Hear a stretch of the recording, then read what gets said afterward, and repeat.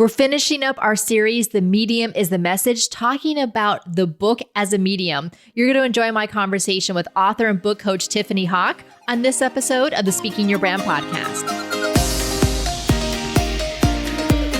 More and more women are making an impact by starting businesses, running for office, and speaking up for what matters. With my background as a TV political analyst, entrepreneur, and speaker, I interview and coach purpose-driven women to shape their brands, grow their companies, and become recognized as influencers in their field. This is Speaking Your Brand, your place to learn how to persuasively communicate your message to your audience. Hi there, I'm your host, Carol Cox. Thank you so much for joining me on the Speaking Your Brand podcast today. This is the final episode in the series we've been doing called The Medium is the Message. In this series, we've covered the mediums of podcasting, public speaking, video, TV, email, and social media. What makes each medium unique and how, as entrepreneurs, as content creators, as thought leaders, as speakers, we can make the most of them. This episode today is all about the medium of the book, and my guest is author and book coach Tiffany Hawk. Tiffany is also my own book coach because as I'm recording this and as this episode is coming out, I am working on my very own book proposal to shop then for an agent and a publisher. I am so excited about this, and Tiffany has been really instrumental in helping me to shape my ideas. This is why you need a coach, because all those ideas swirling around in your head, they just become a bundle of a mess, and you can't tease apart one from the other, which is the best idea, which is the thread to go with. And Tiffany has been so helpful with doing that. So I'm so excited about working on this book proposal and then, of course, the book after that. Writing a book allows you to develop your thought leadership in a deeper way, and it gives your ideas longevity. Of course, I'm a big proponent of public speaking because of the way that it helps us to share our ideas with our audience, to get instant feedback from our audience, whether we're speaking virtually or in person. It also, to me, is so instrumental in helping to build confidence when we go out and we are public speakers. It helps us to build our own identities and our own confidence. However, a book is something that gives your ideas a longevity. And of course, you can go much deeper into your ideas in a 250-page book than you can in a 45-minute or even a 90-minute presentation. A book can also be a very important asset for you to have as a speaker, especially if you want to be a keynote speaker. In this episode, Tiffany and I talk about how getting published is the ultimate vetting process and credibility marker. What makes a book a book? So what makes it unique as a medium? The pros and cons of traditional versus self-publishing. Tiffany also gives us a really helpful timeline for what it looks like, how long it takes to put together a book proposal and then write and publish in specifically what's called a prescriptive nonfiction book. Most of us as entrepreneurs, as speakers, as thought leaders, that's the kind of book that we'll be writing. It's called prescriptive nonfiction, and we talk about this in the episode. And then we also talk a little bit about the book proposal that I'm working on right now with Tiffany as my book coach. If you would like coaching around your thought leadership and your public speaking, our Thought Leader Academy is the best place to do that.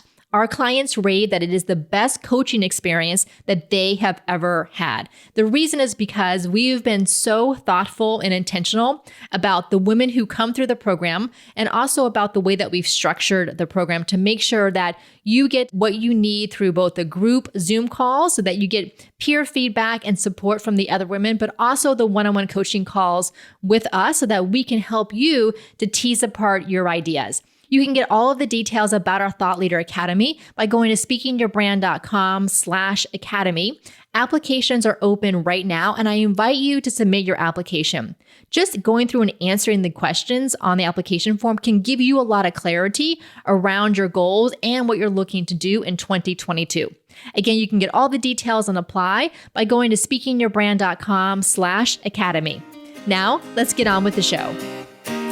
Welcome to the podcast, Tiffany. Hi, thanks for having me. I'm excited to have you on. We are continuing the series called The Medium is the Message, and you are a writer and a book coach, and actually we're working together on my book idea and my book proposal. So I really wanted to bring you on to talk about what makes books and even articles. And when we talk about articles, we mean like national publications that, where someone else is publishing it, not just your own blog articles. And we can talk about the difference about that, but really bring you on to talk about what makes books unique? What makes articles unique? And as thought leaders, how should we think about writing a book and writing articles for ourselves and our businesses? So Tiffany, give us a little bit of your background. How did you end up becoming a book coach?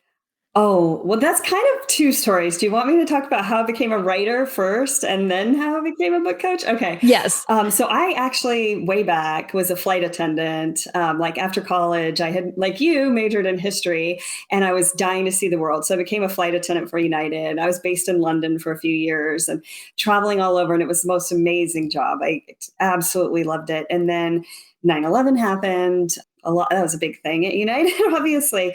And we got laid off within a couple of weeks and lost our visas. Everyone that was based in London that was American had to leave. So had to leave my flat, my friends, everything I knew. And funny enough, though, we weren't exactly deported, but like immigration was waiting for us to leave. Like we had to check in that we were leaving. It was crazy, but we got to do it in first class. So I'm in my first class sleeper suite, heading home to like move in with my parents, not knowing what I'm going to do. And I was doing that old book. Maybe people even still use it, but I don't think so. Young people never know what I'm talking about. What color is your parachute? Oh, yes. And yeah. And I said, what am I going to do with my life? I'm going to be a writer. I'm going to be a travel writer. I'm going to live the life of Carrie Bradshaw. She makes it look so easy and so lucrative. I'm going to have this great apartment in New York. So it was a million times harder than I thought it would be. But I did it. I took a bunch of classes while I was laid off, ended up going back to United, but started writing about hotels because that was what I knew, became a magazine editor, got my MFA, wrote a novel, of course, about flight attendants. And then later I was teaching, ended up marrying a pilot, which is something flight attendants never do. It's like the thing you're not supposed to do. But he was an Air Force pilot and moved across the country all around constantly. I was teaching for a while at Rutgers, and then we went from California to New Jersey to Maryland to Arizona. It was like, okay, what am I going to do? This isn't working, trying to start over. And I was just working, kind of becoming a book coach by accident because I was working with former students kind of one-on-one on our own time and helping them finish books and having success with that. And then now, even though I've done a lot of novels and memoirs with my clients, they've written for places like The Atlantic and the LA Times and had big New York book deals, small literary ones, award-winning self-published books. But now, partly thanks to you, which I'll tell you, I'm focused on working with leaders and helping them write book proposals that are ready to go out to literary agents. And that came out of your virtual summit, actually. Yes, well, I was going to mention because you actually found out about me and about speaking your brand from one of our mutual colleagues, Lisa Prinsick, and she had suggested to you to attend our Brave Will Beyond live virtual summit, the second one we held in April. And I know that you attended that. You actually met one of the speakers there. I did. As well, and then reached out to me after that. Yeah, I was so moved and inspired by that summit, and I loved these people. And I thought, I'm just going to try this kind of as an experiment and try focusing on working with leaders and getting their message out and writing the book proposal. And then have just had, so that's only been several months now, but had really phenomenal success, like way more than normal. I don't know how much your listeners know. I always want to say readers, your listeners know about traditional publishing, but it's really hard. It's like becoming a professional athlete or something. It's not, you can't just throw something out there. So the odds are pretty difficult, and I'm not saying this to brag just at all, just to say the world is hungry for books like this. Like out of the 4 clients I've worked with in the last few months, 3 already have literary agents and 1 a big New York book deal. That's really rare to have that level of success. So I think that the time is really ripe for more. I know one of the things that publishers are really looking for is like how we got where we are right now. And people are looking into personal growth so much because all the change we're all dealing with. So it's a really good time for this kind of book. Oh, that's really good to hear. I know, Tiffany, you also did a guest speaker session for one of our Thought Leader Academy cohorts where you talked about how to pitch for national, like how to pitch essays for national publications or well-known magazines and publications. And one thing that you said was that after hearing our summit speakers and recognizing the structure that we put them through, these like TED style talks with their big idea and their personal story, their personal journey integrated in that. And you said that that was actually a great foundation to write an essay to pitch to a publication. Yes. Yeah. I think everything you guys are learning, like learning how to have that specific angle rather than just saying, hey, I want to write something about personal growth, or I want to write something about time management or whatever, is having your specific take on it. That's going to go for articles or for books. A lot of times people, having been a magazine editor, the stuff that people are pitching is just oftentimes too broad. So when they've learned that personal angle and why they're the person to tell that story and what their take is, you're already so far ahead of the game. Plus, I know you guys are learning how to pitch as well, which is a big part of the book or article process. And Tiffany, I have heard that the two essential questions, and for books especially, but I think this also applies to essays, is why me and why now? Yes. Those are really important questions. Explaining what that specific angle is, and then demonstrating in some way that people want to hear about it, whether that's statistics or the lack of something, a gap that you see in the market.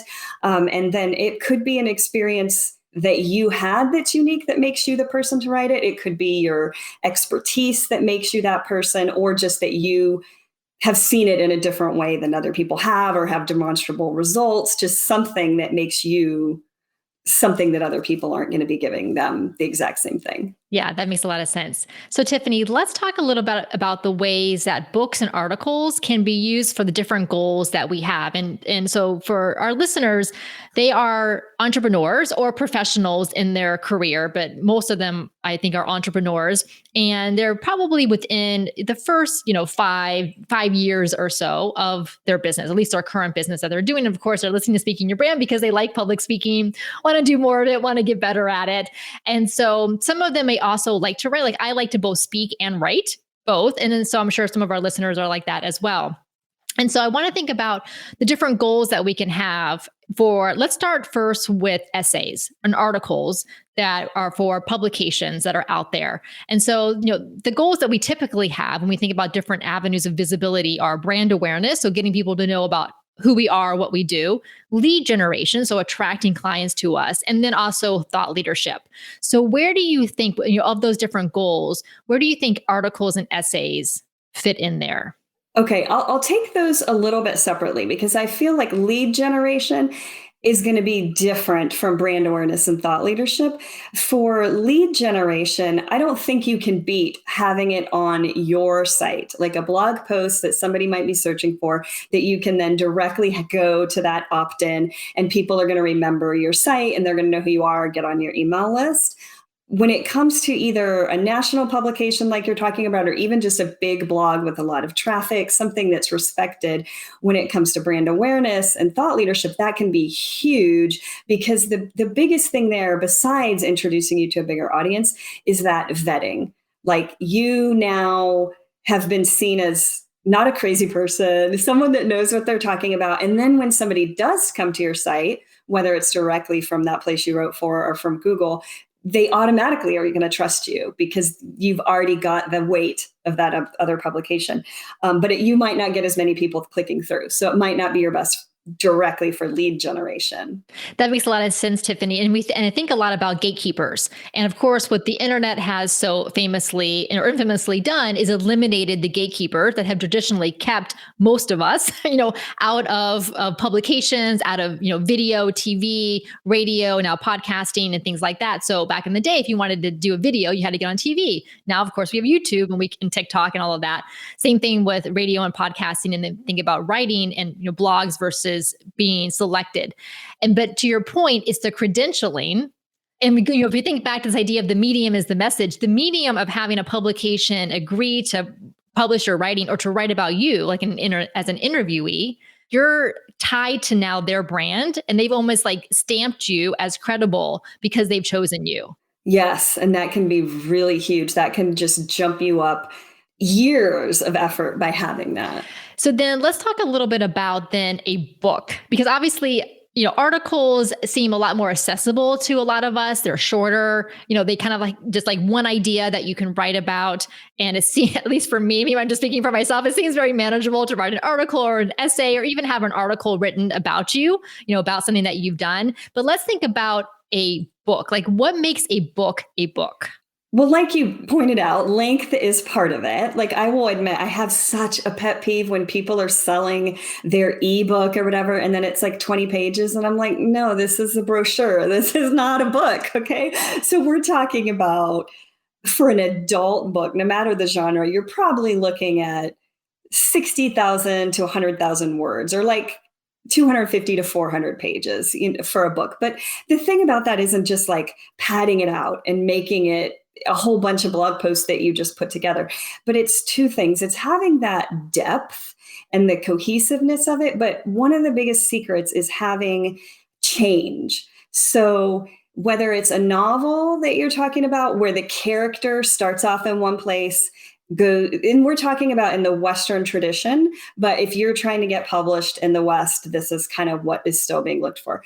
It can be very different in other places. The character starts out in one place and faces obstacles. By the end of the book, they end up in a different place. The same is true for nonfiction, but you're taking your reader to a different place. Like there is a goal and you're walking them through in a cohesive way towards a different place in the end, which isn't always happening. I mean, you have that to some extent in articles, depending on the type of article. A personal essay is going to have something similar, but you can really give your reader that kind of transformation in a book. And the thing that's so special about books compared to any other medium right now, at least comparatively, there's an intimacy and a focus that you don't have anywhere else. Because more often than not, people are either reading on an actual paper book or they're reading on a Kindle, some sort of device that is separate from the computer. They're not checking their email. They're maybe in bed or even in the bathroom or whatever it is on the train. So it's a much more intimate and immersive experience that you really can't get anywhere else. And when you read somebody's whole book and connect with them, even later, 10 years later, maybe you forget the details of the book, but you remember some nugget of it. You're reminded of it when things like that come up, and at least you know where to go back to versus, one of 100 articles you read that week and you have no idea who wrote it. Oh, that is so true, Tiffany. I love that you said about the intimacy and the focus and it being immersive. And I know that just how much our gadgets, the phone and even the computer have changed my reading habits. And I find it really difficult to even read a long article on my computer. Yeah. And so I use a Kindle because I like that I can read it at night in bed and have the backlight and, things like that. But I'll sit and read a book on a Kindle and not even think about looking at my phone. And not feel tempted to go to, check another app versus I don't think I could read a book on a phone because of the temptation to go do something else. I'm the same. I know there are people that do that, but I don't know how. And even the most absorbing article, if I'm trying to read it on the computer, there's that even if I don't get an alert, there's like an itch to check my email or whatever it is. It drives me crazy. Whereas you separate yourself from that with the book. Yeah. Well, this is the medium is the message, because we're used to on the laptop to kind of multitasking and primarily using the laptop to quote unquote work, whether we think scrolling Twitter is work or not, or have that itchy finger to keep and also we want to we like movement, I think, on our phones and laptops.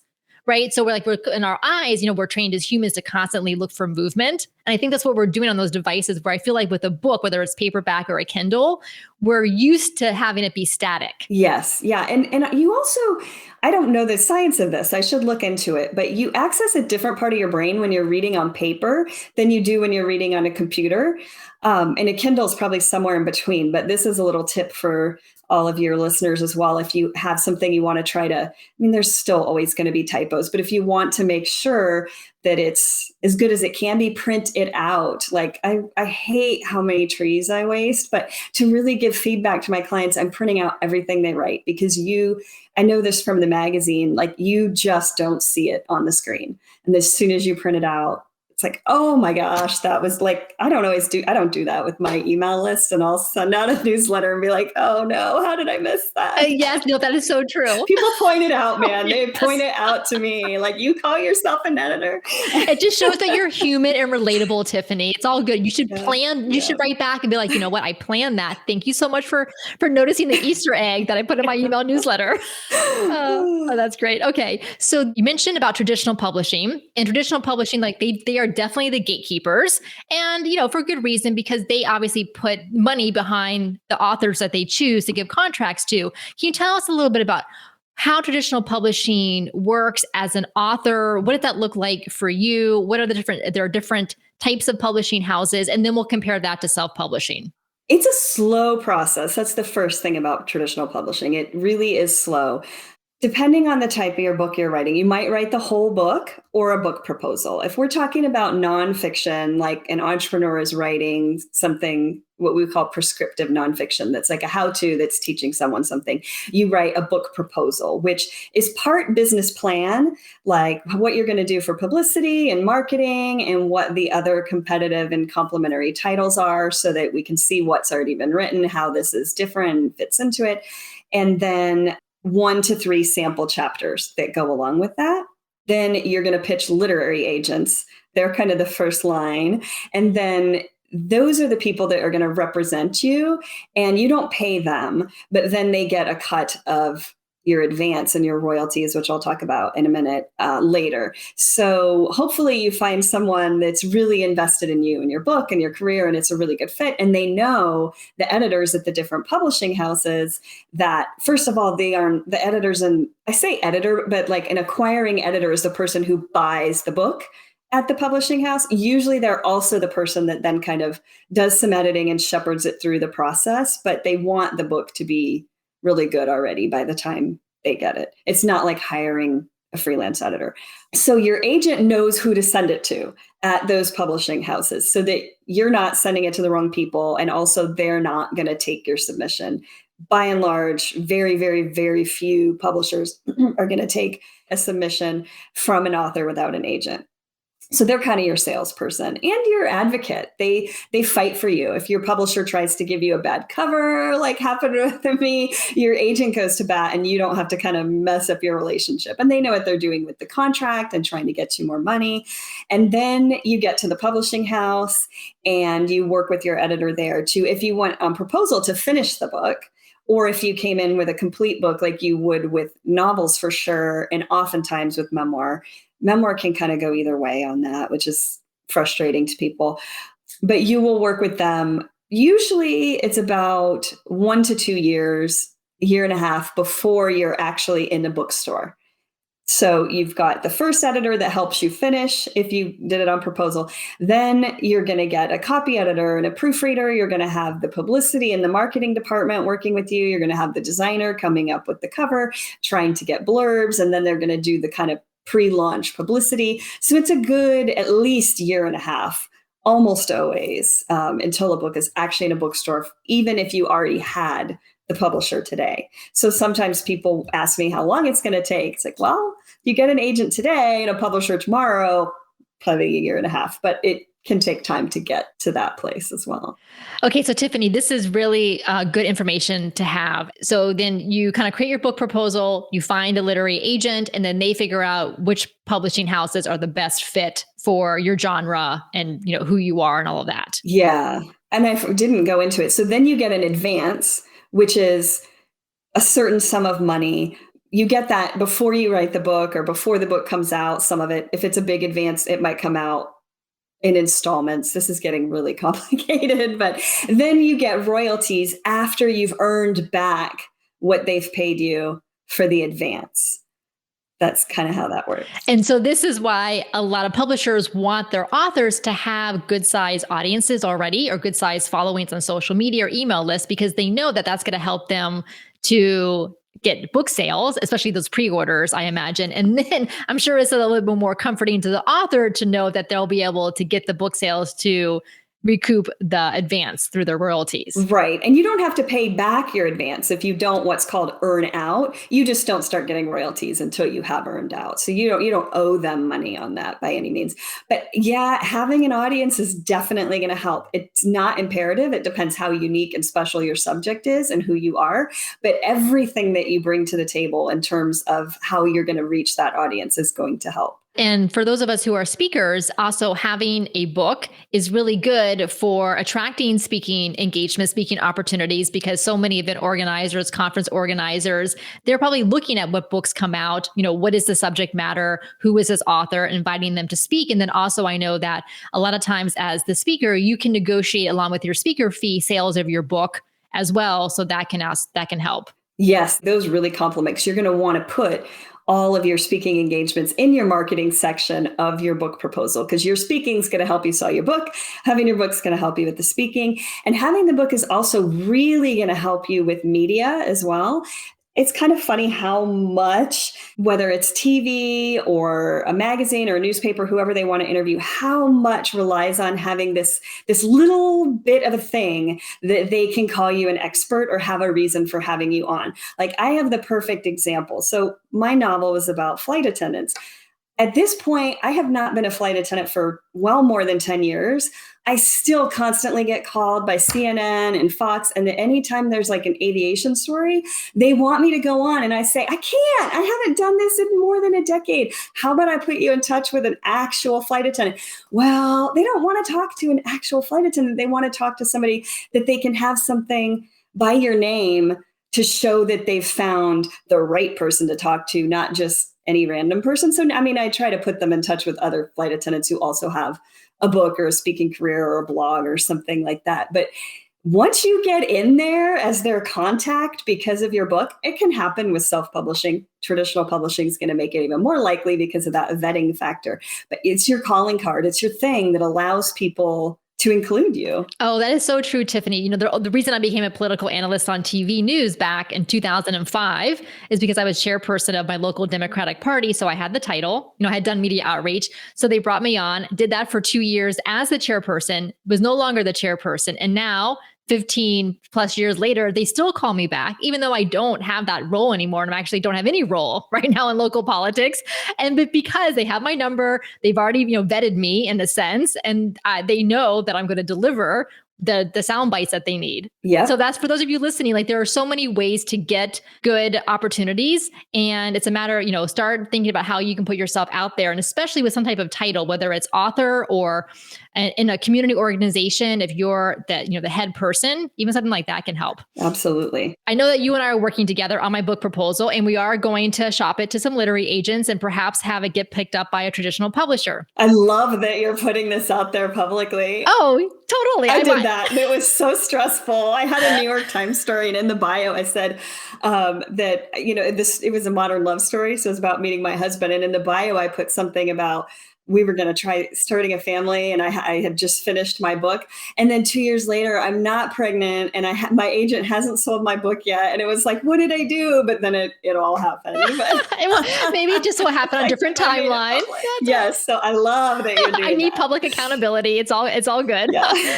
But here's the thing, like I'm an impatient person by nature. Like when I hear 1.5 to 2 years before my book comes out, I'm like, I want it out tomorrow. But of course I need to write it first. So, okay. And then the second, so that's the first thing is this, just the long timeline. The second thing is like intellectual property, who owns the rights to the book? And the reason I'm thinking about this is, Taylor Swift, just as we're recording this right now, just re-released one of her albums from 10 years ago because some other entity purchased her master recordings from her early, and she wanted to have control over, right? And good on her for wanting to have control over her stuff. And I understand why. And I think Jessica Simpson, she just won a lawsuit or something where she got control of her name, like her own brand name.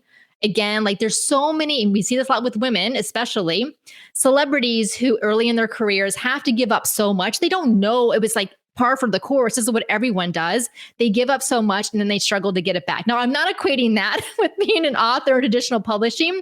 Compare, I guess, Tiffany, the pros and cons between traditional publishing and self-publishing. Yeah, you do bring up a really good point. Now, they're never going to own your name or your brand. They're only going to own that book. Or if you sign a 2-book deal, maybe they own the next book that you're writing, if you agree to that. And depending on what your agent does, they may or may not own rights beyond North America. Like maybe you negotiate so they only have North American rights, and then you separately sell rights to each different country versus them owning world. You can have in or out of your contract whether they're going to have film rights or anything else. A good agent is going to try to make sure that you retain as much as you possibly can. And then also, if a certain amount of time goes and your book is out of print or not for sale anymore, you get your rights back. I mean, I think you have to formalize it and ask for them, which I've had to do. But they don't own you in that way.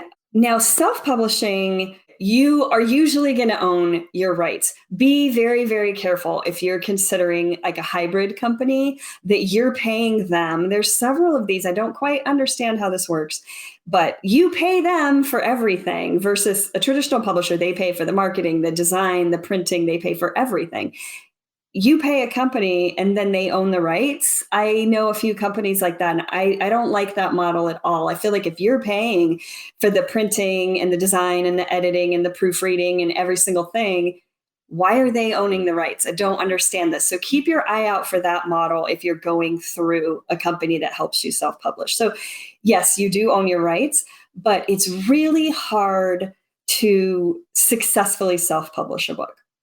Some people can do it really well. I talked to someone the other day and I was actually pushing him towards self-publishing, even though he probably has the talent to go to a traditional publisher, but he has huge experience with digital marketing and understands that world and can take that on. If you just want to write the book and you want to get your message out there and you want to share it, but you don't necessarily have either the wherewithal, the money, or the skills to take this on like an entirely new publishing business, really think hard about self-publishing, because there is a lot of snake oil out there that, oh, you're going to make millions of dollars overnight. I don't think that's your audience at all. But there are a lot of people falling for that. And then they sell 10 or 20 or 50 books or something. And then they come to me and they say, how can I get an agent to help turn this around and get me a book deal? And it's like, well, shoot, you've just proven that you can't sell books. If you're a mystery to a publisher, they might take a gamble on you. If you're like, I did everything I could and I sold 50 copies, that can be really tough. So I think that both traditional publishing and self-publishing are great as long as you're going in with your eyes open. I can't stand the people that are traditionally publishing and they look down on or are too snobby for self-publishing, because there's no other industry with barriers like that. If you want to be a basketball player, if you don't make it to the NBA, you can still play a pickup game. If you want to be a musician and you're not getting a big recording deal, you can still go play at restaurants. So the idea that it should be this rarefied thing that only a few people can do, I hate that. No, we should all be able to get our books out there. But I equally hate, you're going to make a ton of money, just throw a book out there. It's all about the marketing. It is not all about the marketing. You cannot get people to recommend to their friends and talk about a bad book. It has to be great. No matter how you publish, the book needs to be great. And you do need to put in the effort to do the marketing as well. That's a great point, Tiffany. So I'm the type of person, I have an Evernote and I keep track of all the books that I read, like the title and the author, and then the month that I'm reading them in. And then I usually just put like a couple of notes after, like during I'm reading or after, like, did I like this book? Would I recommend it, whether it's fiction or nonfiction? And I've gotten to the point in my life, I got this maybe like 10 or 15 years ago, where I would not finish books. I used to be the type of person where I would have to finish every book I started, even if I didn't like it, but I'm way beyond that. But I'll put in there like did not finish. And I'll say like it was too boring or it was too procedural, or I'll even put some like it lacked soul. This is especially for nonfiction books, because I feel like there are a lot of prescription nonfiction books out there that are step-by-step is important. Like you said, like take your reader from where they are to where they want to go. But some of them are so procedural and lack soul. They lack something. And so when we think about prescription nonfiction, what makes a good version of that? Yeah, you bring up a really good point. I think if it's the first book ever on a topic that people need the nuts and bolts on, you can do that dry how-to. But I think that it's harder and harder to do that, especially as things have been published in that topic. So first, there's that unique take on it. Like we don't want to talk about just personal finance, you want to have a specific topic like Mike Michalowic's Profit First. Like here's the secret. If you do the profit first, it's going to work this way. Or Grit by Angela Duckworth. She doesn't just talk about how to be successful. She talks about this. Here's the secret ingredient of grit, the science of why it works and how to do it. But then the other thing is bringing in that human factor. Like you said, having soul, having passion, and having enough of your personality in there that people can know, like, and trust you, as we often hear about, and that they want to sit with you for the length of the book. I think that's becoming more and more crucial. Publishers do not want to take on books anymore that are just, here's how to do this. They want that soul. Well, and I feel like also having it, like with some type of story structure or narrative arc makes the reader want to finish it, because it's almost like when you're reading a novel becomes a page turner, because you're in suspense and you're anticipating and you want to find out what happens next. And I feel like with prescription nonfiction, with some of them I read, you read the first 2 or 3 chapters out of say 8 chapters, and you're like, okay, I got it. Like, I get enough of this. I don't need to keep reading anymore, because the rest of the chapters are also very like, do these 3 things and this now and this other area. And it's like, I'm good now. Yeah, I love books that are so entertaining the whole way through that even if the chapter is one that doesn't apply to you, you still want to read it because you love the person's voice and you just want to go with them for the whole book. I really do think to have a book that people are going to recommend to their friends and talk about on social media and all of the things that it really takes to sell a lot of copies of a book. Yeah, you have to have that it factor, that personality, that entertaining voice, along with something juicy that's actually helping the reader. They're actually seeing little changes throughout, and they're getting a feeling, not that it's going to be the same thing over and over, but that it's going to culminate. The things I'm learning here are going to build towards something toward the end. You don't always have that at first. I don't think that when you're writing a book proposal, you need to know exactly where that's going to go. Some of that's going to evolve as you continue working on the proposal, and some of it's going to evolve after you have a publisher and you're actually doing the writing of the entire book. So I don't want people to be pressured like, I have to have all of this before I even start writing the book. You don't, but have that in mind and read good books that are incorporating those. Well, and sometimes I also think it's good to read bad books that you do find dry, because then, or you don't feel like they covered the material well, because then it gives you that confidence when you know, and I can do this, because it's such an endeavor. So what I'll do in the show notes here for all of you listening is I'll put some of my favorite books in prescription nonfiction books in the list here, so that you all can check those out. And Tiffany, if you want to send me any of your favorites. Oh, sure. I definitely will. Okay, then we'll include that. I won't have a list of the ones I did not like or did not finish. I'll leave those off, but I'll just include the ones that I did like. All right. So Tiffany, what is next for you? You mentioned that you yourself are working on a new book. I am. I'm working on a book proposal, so I know exactly how painful it is for my clients and doing some of this. I actually got a grant from the state of Arizona to work on a book about responsible travel writing, and it's actually an anthology where I'm listening, because I know this is somehow we didn't even get into this, but it's a really important topic, is writing ethically and responsibly when you're going to be including other cultures. And part of this book is also going to talk about travel ethics, sustainability, and stuff. But I know I didn't get that right. There's so much I got wrong in my novel and other things that I've written, and I've awakened to that fact. But what I want to do is hear from other people who are doing that, maybe not right, but doing that better. And so this is going to be an anthology with some of the best writers of place and how they're doing it ethically, how they're writing about their culture and other cultures, talking about things like I touched on earlier, different story structure than what we see over and over in the West. So I'm excited about that. I can't wait to learn from it. It's also really intimidating and scary putting myself out there and working with these amazing writers that are just so good. One of the people I invited the other day said she wanted to be part of it, but was too intimidated by the other people. And I said, so am I. Like, we're lucky. We have some really great people. Oh, that's fantastic. Well, I cannot wait to read it once it comes out. And so for listeners who are also intrigued by this, can they go to your website to get on your email list? Is that the best place to get updates about it when it eventually starts to hit the stores? Yes. I will definitely start updating on that. Yeah, my website would probably be the easiest place to go to, tiffanyhawk.com for that. Fantastic. TiffanyHawk.com. And Tiffany, where do you hang out on social media? Do you have a favorite place? I am bad with social media. I am going to admit the best place, again, to come is my website, because that's where I have blog posts and resources on publishing and writing. I mean, I do LinkedIn, I'm on Twitter, but I like to be in the real world. I have to get better at my social media game.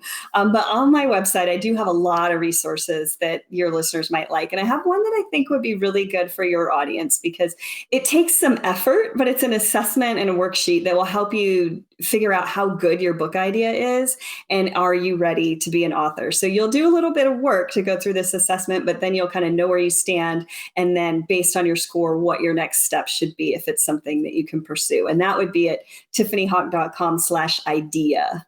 Ooh, fantastic. All right. I'll make sure to include a link to that in the show notes, tiffanyhawk.com/idea. Love it.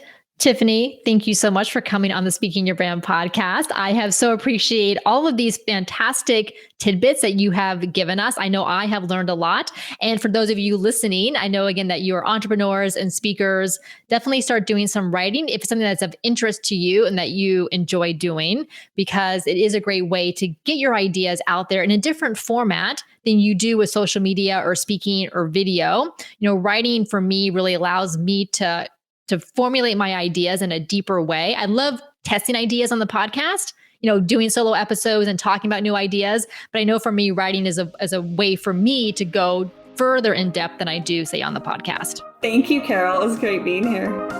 Thanks again to Tiffany for coming on the podcast. You can connect with both of us on LinkedIn. Those links are in the show notes, which you can find in your podcast app or by going to speakingyourbrand.com/257. Also in the show notes are those prescriptive nonfiction books that Tiffany mentioned that she says are good models. So there's an example of a practical how-to, a mindset how-to, a personal self-help, and a scholarly thought leadership. So those are in the show notes. If you would like to work together on your thought leadership, your signature talk, your public speaking, your speaking fees, and your visibility for 2022, now is the time. Apply for our Thought Leader Academy. Go to speakingyourbrand.com/academy to get all of the details. Until next time, thanks for listening.